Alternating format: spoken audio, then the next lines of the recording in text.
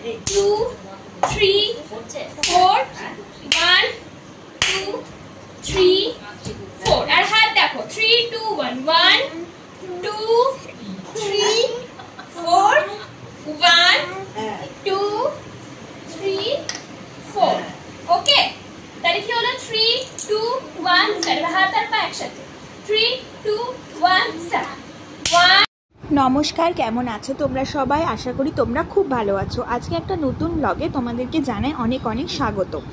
এখন প্রিয়া শেখাচ্ছে নাচ, আর আমার ছেলে সেই নাচগুলো কপি করে করে নিজেও নাচছে।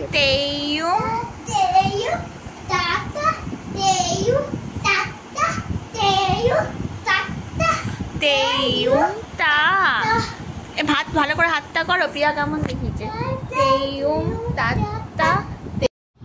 ও ওর কাছ থেকে শিখে এসে আবার আমাকে দেখাচ্ছে কেমন করে ও নাচ করছে।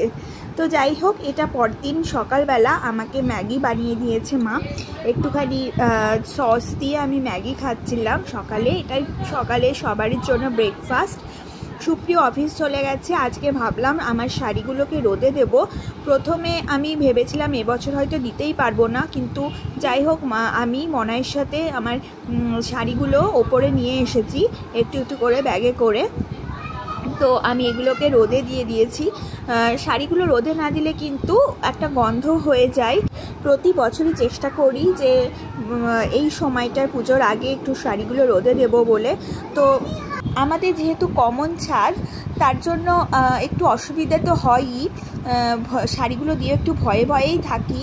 তো আমি জাস্ট গুনে শাড়িগুলোকে মেলে দিই, আর নামানোর সময় মনে করে ঠিকঠাক করে তুলে নিই। আর এখানে প্রচণ্ড রোদ গরম, মানে দিতে তো খুবই অসুবিধা হচ্ছিল। তাও মনে একটা শান্তি হয়েছে যে শাড়িগুলোকে রোদে দিতে পেরেছি অ্যাটলিস্ট। প্রত্যেকটা শাড়ি কিন্তু আমার ভীষণ পছন্দের শাড়ি, আমার যে শাড়িগুলো রয়েছে। এবার নিচে চলে এসেছি, শাড়িগুলো গুছিয়েও নিয়েছি। আমার আওয়াজ শুনেই তাকাচ্ছি, দেখো টিকটিক। ঘেন্টো বাচ্চা, ঘেন্টো, এই ঘেন্টো এসো ঘরে। ওই দোকান থেকে নিলাম, কালার দিল। হ্যাঁ, কোনো ব্যাপার না, এর দাম বেশি না। 45 টাকা করে। দেখ না, হাসছে হাসছে ঘেন্টো। এর নাম। চলো বন্ধুরা, আজকের মতো ব্লগটা এখানেই এন্ড করছি। এইখানে মনাই চলে এসছে আমার জন্য ন্যাপথলিন নিয়ে, কারণ শাড়িগুলো রোদে দেওয়ার পর যখন আমি আলমারিতে ঢোকাই তখন আমার কম্পালসারি ন্যাপথলিন লাগে। ন্যাপথলিন দিয়েই ঢোকাই 1 বছরের জন্য, একদম নিশ্চিন্ত। তো তোমরাও নিশ্চয়ই এগুলো করে থাকো। আমার তো এবার একটু লেটই হয়ে গেল।